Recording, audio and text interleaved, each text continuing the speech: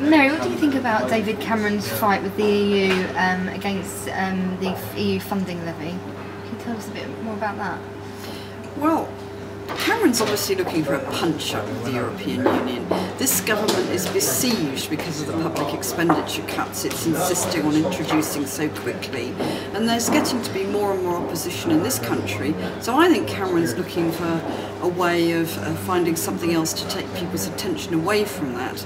And as we know, the European Union has long been a bogey of some members of the Conservative Party, so that's what he's doing. He's trying to pick a fight with the EU.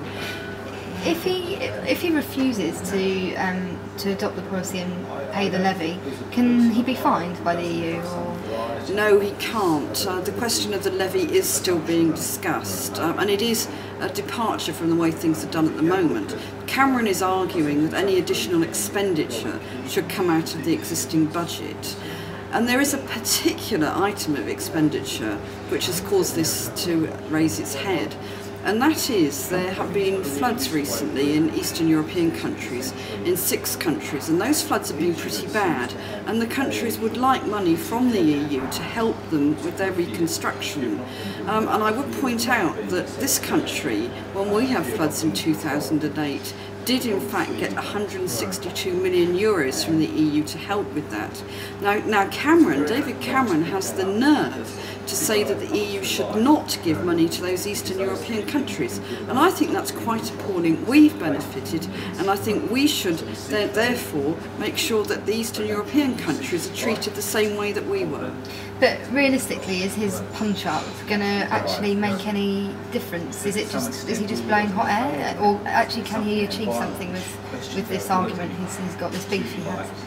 Well, what's very interesting is that this punch-up probably will not get anywhere at all. It is simply all hot air, all smoke and mirrors.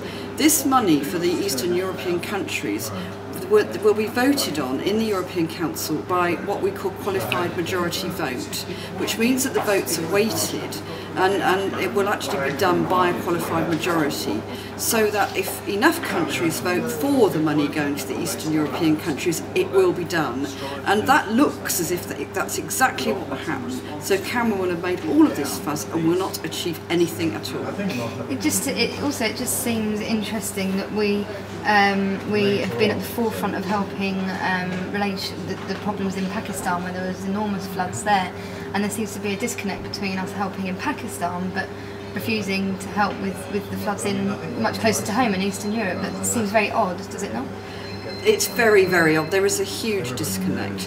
My view is that when natural disasters happen, wherever they are in the world, countries who have the money have a duty to help those countries. I think it's very straightforward, and I think David Cameron is behaving very, very badly over this.